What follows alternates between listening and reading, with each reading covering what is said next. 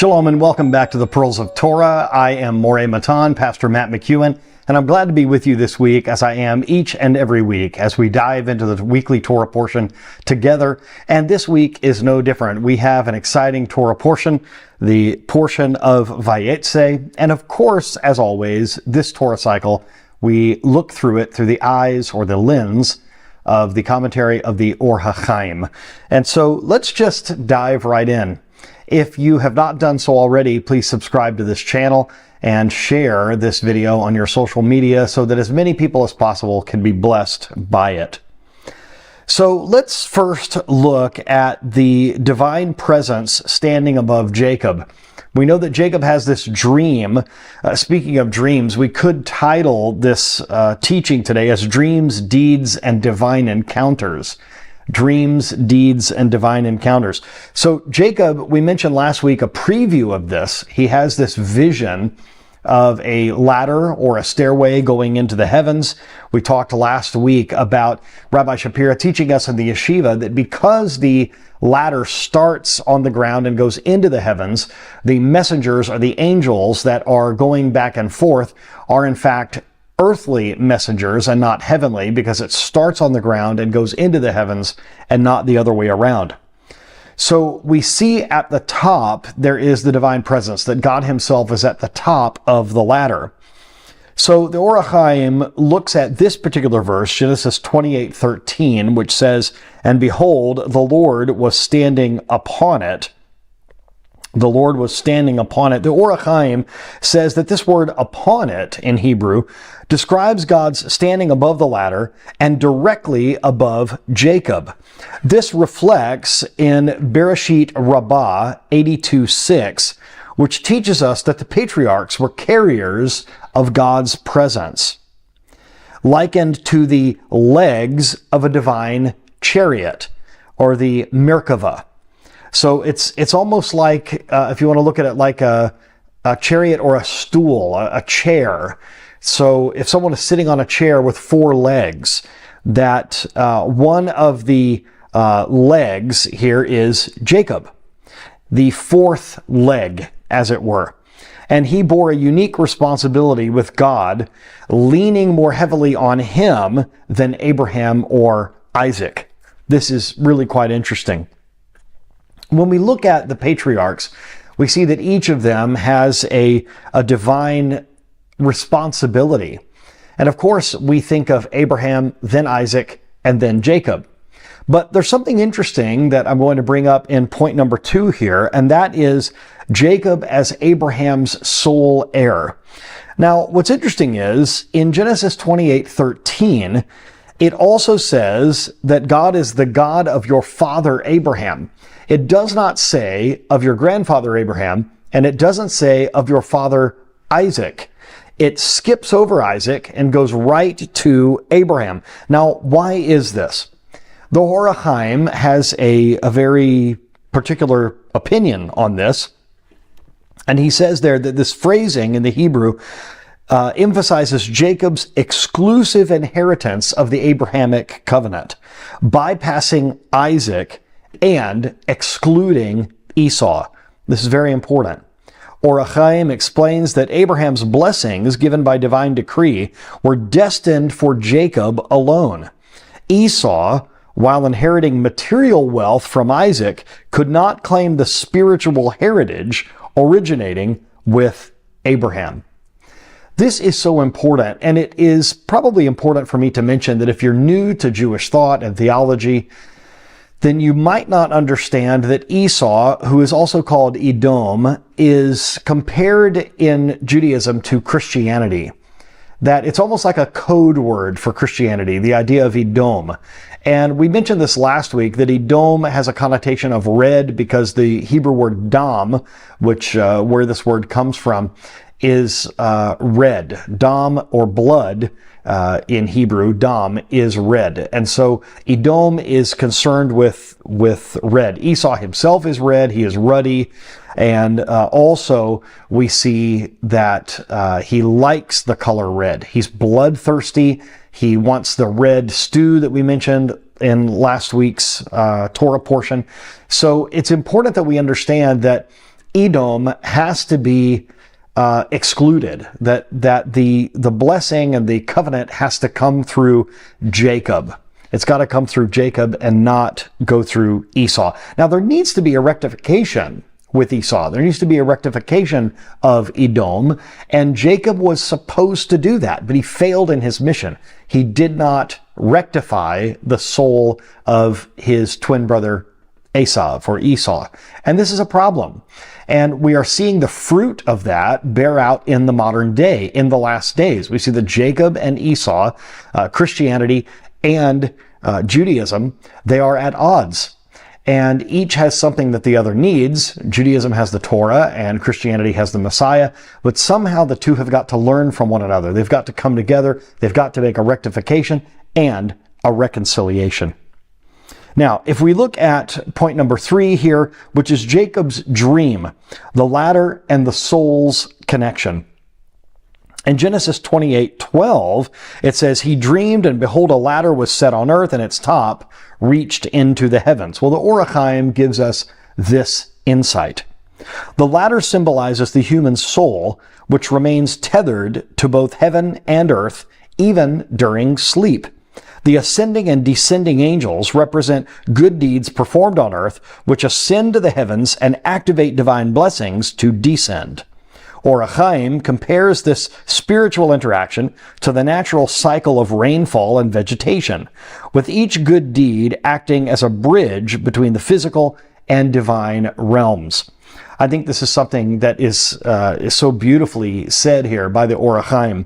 And I think another thing that we can look at when we talk about ascending and descending, this of course makes us think of when Yeshua himself said that, talking to his disciples there, that they would see him and that they would see the angels ascending and descending upon him. That one particular disciple especially that would see heaven open and see the angels ascending and descending. And this is, of course, a prophetic vision. This is something that, as Rabbi Steve Bernstein would say, may his memory be blessed, would say this is outside time and space. And so this is really something very special. Number 4, overcoming the evil inclination, or the Yetzer Hara. This is something that is crucial to us. In verse 11 of chapter 28, it says, "He took stones of the place and put them under his head." This happens at night before he sees this vision. When he stops in that place, it says when he saw the place, Hamakom, that he went to sleep there, and he took stones and put them under his head. Now, the Or HaChaim says that the stones symbolize the building blocks of spiritual strength, Torah study, and prayer. Engaging with the Torah is the ultimate tool against the Yetzer Hara, or the evil inclination. And we see this, that the Or HaChaim references Tractate Brachot 5 in the Talmud, and he explains that Torah study protects against the Yetzer Hara, even when one is not actively engaged in study. You know, I think it's interesting that in the morning prayers, what you do in the Siddur, in the Shacharit prayers, that you say the blessing for studying the Torah, just in case you studied the Torah that day. You've said the blessing, you are covered. It's really very interesting. There is, in the Jewish tradition, there's a wonderful story of a man who is avoiding the angel of death. He doesn't necessarily maybe know that he's avoiding the angel of death, but the angel of death keeps trying to get him, as it were, to kill him, but he is always engaged in prayer and Torah study, and so he cannot kill him. He cannot die. This man is so involved in the edification of his spirit and the nullification of the Yetzer Hara that he's even staving off death. It's really quite an interesting thought that we have. Now, if Torah study alone does not suffice, the Or HaChaim suggests that the reciting of the Shema, or contemplating the day of one's death, as suggested in Tractate Brachot, these are additional strategies to combat the Yetzer Hara. And the phrase, "he lay down," when he lay down in that place, it symbolizes Jacob's awareness of life's finite nature and the preparation for his spiritual challenges. You know, in Jewish tradition, it says that sleep is 1/60th of death. So every time we lay down to sleep at night, we are experiencing just a little bit of that eternal sleep, as it were. Now, looking at point number 5, Jacob's blessing to all nations. And of course, just to button that last point up, of course, when we wake up in the morning, that's a reminder to us of resurrection. Because what we do is commend our souls to the Lord. The Jewish belief is that our soul goes to be with the Lord in heaven when we sleep. And then in the morning, that's why we say the Modeh Ani. Thank you, O living and eternal King, for restoring my soul to me in compassion. Great is your faithfulness. It's a wonderful way to start the day. And you say this prayer even before you get out of bed, before your feet hit the floor. It's a good practice to get into. But that is almost practice. The waking up is practice for the resurrection of the dead that we all will experience. Point number 5, Jacob's blessing to all nations. Now, for those of us that do not come from a Jewish background, this is especially important and especially meaningful to us. It says there in Genesis 28:14, through you and your offspring, all the families of the earth will experience blessings. This, of course, takes us all the way back to Genesis chapter 12, when this is said to Abraham. And we looked back there about this idea of Baruch being related to the word Berech, and of course being related to this word which means to graft, to be ingrafted, bricha. And this is reinstated here. It's almost like a renewing of the covenant with Jacob. The Or HaChaim looks at this and says that Jacob's presence brought tangible blessings wherever he went. In Aram, his arrival ended a water shortage. And Egypt, his presence coincided with the end of a famine. The blessings extended through Jacob's descendants, who by offering sacrifices in the temple conferred divine benefits upon all nations. Even during exile, Israel sustains the world spiritually. Now, when it says that Jacob, at the beginning of the Torah portion, that he left this particular area as he was going to that particular area, it's something interesting. It's asked of Rashi, for instance, why is it said that he took off from this place and he went to this place? Why does it talk about his departure? And Rashi says the departure of a righteous person signifies the departure of certain blessings and benefits that person's presence brings to that place. So that when a righteous person leaves, they are missed. When a righteous person leaves, some of that goodness, some of that righteousness, some of that benefit, some of that residual holiness, that kedusha, leaves with that person. So I think that's very important for us. As a little side note from Rashi, as we're looking at the Or HaChaim here, to look at your impact on a place. Is your impact good or bad? If you're a righteous person, when you leave a place, then some of that goodness leaves with you and you will be missed. Let's look at number 6, God's presence, a prophetic revelation. A prophetic revelation. Back to Genesis 28, verse 13. Behold, the Lord stood above him. Or HaChaim says this: Jacob's interaction with the ladder and the angels culminated in a direct prophetic revelation. This encounter elevated Jacob and established that every Israelite has the potential to become a vessel for prophecy. What a beautiful thought. The Or HaChaim references Maimonides' Hilchot Teshuvah, which asserts that through spiritual refinement, any Jew can achieve prophetic insight. This is something that is extraordinary. And I think all of us should be ready and willing in a state of Kedusha to be a vessel through which there can be prophecy, there can be nevuah. And finally, number 7 this evening, Jacob's journey as an allegory for life. In Genesis 28, verses 10 and 11, it says that Jacob departed from Beersheba and went toward Haran. Now, as I just mentioned, Rashi says the reason that the places are mentioned is as he goes from one place to the other, his goodness leaves with him.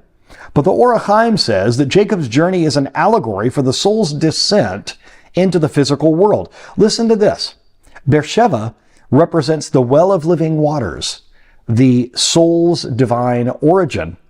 And as Jacob leaves Beersheba and goes to Haran, Haran symbolizes an earthly challenge and temptation. All those earthly challenges that we have. Remember, Rabbi Shapira taught us that Haran, the literal word there, it means heat, a hot place. It's like hell. It's like he's going from a heavenly place into a hellish place. Don't we experience that ourselves? We take that goodness that we receive, that blessing, and we have to go into a difficult situation, sometimes into a hellish situation, and take the light of the Lord and of the Torah there. The stones that are there, even they represent something. They reflect Torah and good deeds as tools for overcoming life's trials. The Or HaChaim highlights the interplay between the soul, the Torah, and divine connection as central to navigating life's spiritual journey. Now, as we come to a close, I would like to add one more thing. Now, the Or HaChaim is brilliant, and I love what he says here, but I think we can add one more thing as believers in the Messiah.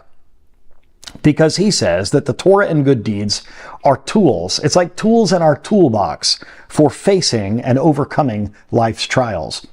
But I think he's overlooking one thing, and that is the ladder itself. Or should we say, the ladder himself.